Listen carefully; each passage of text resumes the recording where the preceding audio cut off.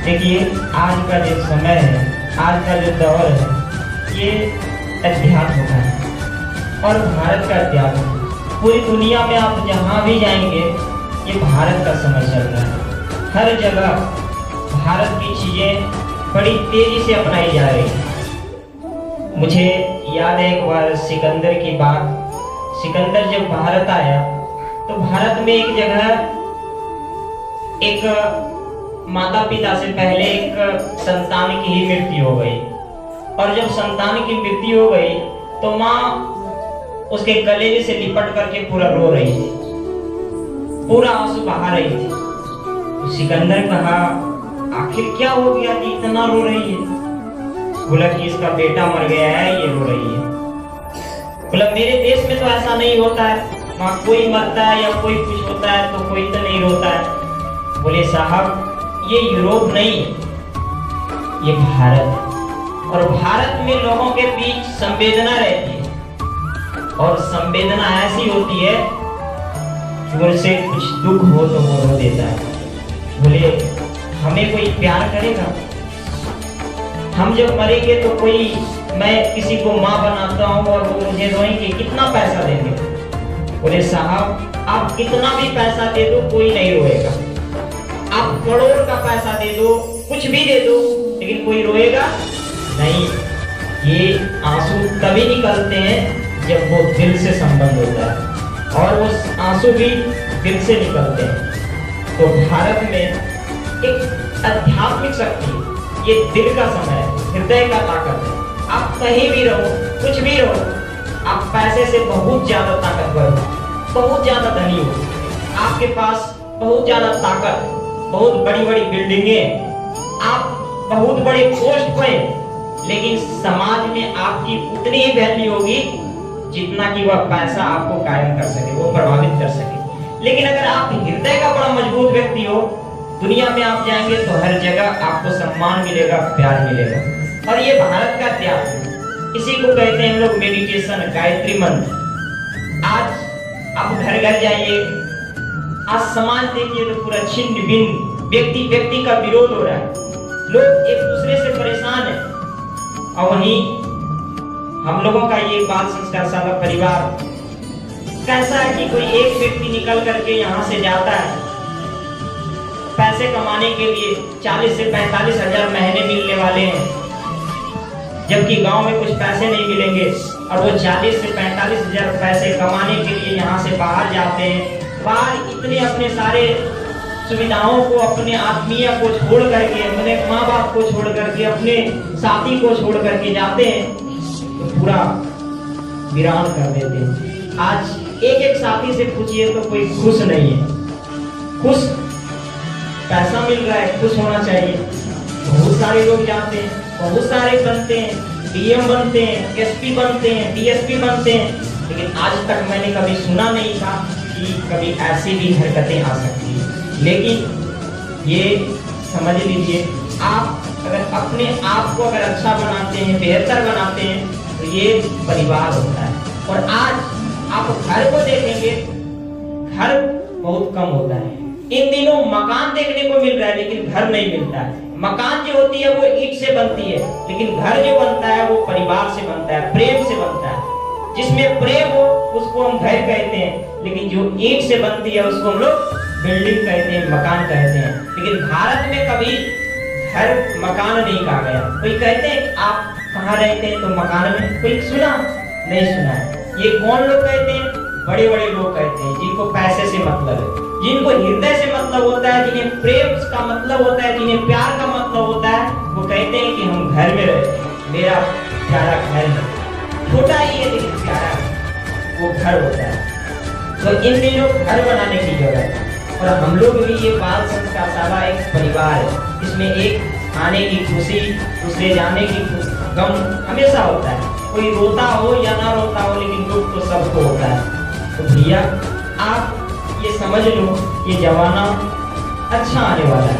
एक तरफ देखेंगे तो भाई भाई से परेशान है, पिता पुत्र से परेशान है, पुत्र पिता से परेशान है, लेकिन वहीं आज कोई रिलेशन नहीं है, आपका कोई संबंधी नहीं है। लेकिन फिर भी ऐसा लगता है कि मेरा कोई अपना है, और यही अपना होता है। इसको कहते हैं अंदर वाला रिलेटिव, अंदर वाला रिलेशन। और ये बनाने का जो प्यार होता है, ये प्यार कमाया जाता है, पैसे से खरीदा नहीं जाता है। आप बाजार में जाएंगे तो आपको हर चीजें मिल सकती है, खिलौने मिल सकते हैं, सड़कें पर चलने के लिए सड़कें बनाई जा सकती है, बाजार में जाएंगे तो हर चीजें आपको मिल सकती है, लेकिन प्यार कभी किसी से नहीं मिलेगा।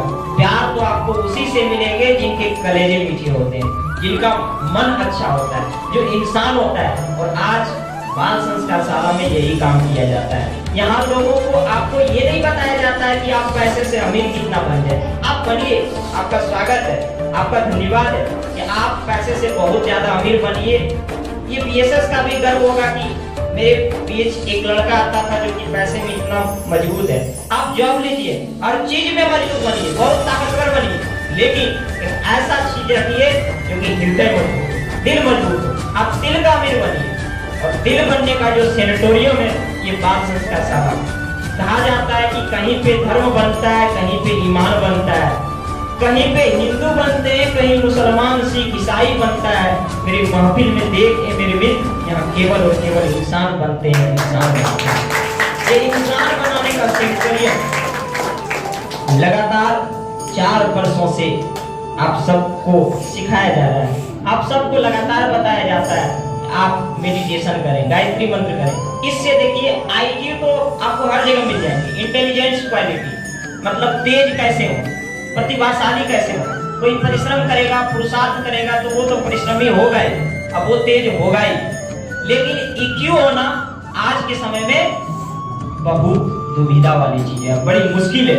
तो ईक्यू बेहतर कैसे हो, और इन दिनों समाज में ईक्यू है, हर कोई प्यार का भूखा है। पिता चाहता है कि पुत्र प्रेम से बात करे, पुत्र चाहता है पिता प्रेम से बात करे, दोनों प्यार का भूखा है, लेकिन प्रेम प्यार देने के लिए कोई तैयार नहीं है। हमने कई बार नजदीक से देखा है, कितने लोग ऐसे हैं, बेचारा वो आके कह रहा है कि फलना अगर ऐसे बोलता ना तो उसको ऐसे ठीक कर देते, उसके साथ ऐसा नहीं करते। और वो भी कह रहा है थोड़ा सा अगर प्यार से बोलता तो मैं उसके साथ कभी ऐसा नहीं करते। दोनों कह रहा है, लेकिन उसी के खातिर इतना लड़ झगड़ जा रहा है कि पता भी नहीं, और बाद में बेचारा हायरी कर रहा है। तो इन दिनों आप अगर एक को प्यार देते हैं तो दूसरे से तो ये प्यार से चलती है दुनिया। आप ज्ञान के भरोसे नहीं चला सकते हैं। एक बार भगवान श्री कृष्ण जब मथुरा से, ये गोकुल से मथुरा आए, तो गोकुल में पूरा वीरान हो गया। वहाँ की माताएं, पिता, जितने भी वहाँ की सखी सहेलियां जो भी थी, वो सब हृदय से रो गए। लेकिन भगवान श्री कृष्ण को मथुरा जाना मजबूरी था, क्योंकि भगवान श्री कृष्ण जब जन्म लिए तो जन्म लेने का एक मकसद था कि उन्हें राजा बनना है, और राजा बन करके जो राक्षस कंस है उसका वध करना है। क्योंकि राक्षसों का वध करने के लिए भगवान जन्म लेते हैं, असत्य को हराने के लिए भगवान जन्म लेते हैं। तो भगवान श्री कृष्ण का भी मकसद यही था कि कंस को मारना है, और कंस को मारने के लिए कहाँ जाना है, मथुरा जाना है। लेकिन एक बच्चा से पला बढ़ा भगवान श्री कृष्ण अगर छोड़ करके आए तो कैसे लगेगा। तो उनका एक साथी था उद्धव। अब जो भगवान गए, ऐसा नहीं है कि वहाँ के लोग रो रहे, बल्कि भगवान भी रो रहे थे मथुरा में। उन्हें लग रहा था कि मैं अपनी माँ को छोड़ करके आया हूँ, पिता को छोड़ करके आया हूँ, उन गोपियों को छोड़ करके आया हूँ, अपने दोस्तों को छोड़ करके आया हूँ, और क्यों आया, कंस को मारने के लिए आया। पूरा रोते थे, लेकिन सबके सामने नहीं रोते थे। छत पे उनका एक मकान था, घर था, उसी कमरा में जाते थे। और यमुना नदी की जब पानी आती थी, वो पानी गोकुल से मथुरा में आती थी, तो लगता था कि ये गोकुल से पानी आ रही है, इस पानी में क्या प्यार है। और जब यमुना नदी को देखते थे तो आंख से आंसू आ जाता था। एक बार उद्धव ने पूछ ही लिया कि भगवान आप इतना रोते क्यों? तब भगवान श्री कृष्ण ने बताया, देखो उद्धव, तुम प्यार की बात नहीं जानते हो, इस दुनिया में सब कुछ ज्ञान से नहीं हो सकता है। उद्धव गुस्सा हो गया, बोला भगवान रोने से क्या फायदा है, आपको यहाँ आना था, आ गए, अब बेचारा रोएगा तो उसको क्या मिलेगा। बोले तुम नहीं जानते उद्धव, तुम जाओ अगर तुम्हें विश्वास है तो तुम जाओ और मेरी माँ को समझाओ, मेरे पिता को समझा, उन गोपियों को समझा कि तुम मत रो, बढ़िया से खा, सब कुछ कर। तो तब जाते हैं तो उनको अपना वाला ड्रेस पहना देता है। बोलते हैं ये क्यों, मेरा कपड़ा खराब है क्या? बोला उद्धव तुम मेरा कपड़ा पहनेगा ना तो एक पल के लिए लगेगा कि कन्हैया आ गया और वो तुम्हारी ओर दौड़ेगा, लेकिन अगर तुम अपना कपड़ा में जाएगा तो कोई तुझे देखेगा भी नहीं, कहेगा गोकुल से आए हो तो क्या लेने के लिए आए हो, यहाँ क्या बचा है, क्यों लेना था तो तू ले ही गया। और जब उद्धव गए और सबसे पहले नंद बाबा के यहाँ गए, नंद बाबा को बोले, उनको समझाने लगे कि नंद बाबा ये सब छोड़िए। वहाँ जब गए तो देखे पूरा चूल्हा नहीं जुड़ाया था, पूरा खाना कई दिनों से नहीं खाए थे, उनकी माँ पागल की तरह से घूम रही थी। और उनको जब समझाने के लिए स्टार्ट किए उद्धव कहते हैं कि नंद बाबा भगवान जो कृष्ण थे वो भगवान थे, आप ये सब दुख की बातें छोड़िए, ये सब रोना धोना छोड़िए, चलिए आप फ्रेश होइए बढ़िया से। वो भगवान थे, वो आपका बेटा नहीं था, वो जिस काम के लिए आया था उस काम के लिए मथुरा चला गया, आप छोड़ दीजिए इन सब बातों को। तब नंद बाबा कहते हैं अरे उद्धव अब तक तो तुझे समझा था कि तुम कोई पढ़ा लिखा ज्ञानवान है, लेकिन तुम तो नासमझ व्यक्ति हो, अनपढ़ हो। अरे भैया आज अगर कोई बेटा साथ छोड़ देता है तो उनका अंतिम भरोसा कौन होता है? बेटा साथ छोड़ दे, घर वाले साथ छोड़ दे, रिलेशन साथ छोड़ दे, आसपास के लोग साथ छोड़ दे, तो अंतिम भरोसा कौन होता है? ईश्वर, भगवान। लोग भगवान पे भरोसा करते हैं, अगर ऊपर वाला साथ ना रहे तो लोग न जाने कहां जाएंगे। तो तूने आज क्या बताया, हम तो सोच रहे थे कि मेरा बेटा साथ छोड़ दिया है, भगवान मुझे ठीक रखेंगे, अब तूने आज क्या बता दिया कि भगवान मेरा साथ छोड़ दिया है, अब मैं किसके सहारे जीऊंगा। मतलब उसका प्यार कम करने के लिए गए थे, लेकिन प्यार और भी बढ़ गया। तो प्यार कभी खरीदा नहीं जा सकता, किसी में भरा नहीं जा सकता, वो अंदर से निकल जाता है।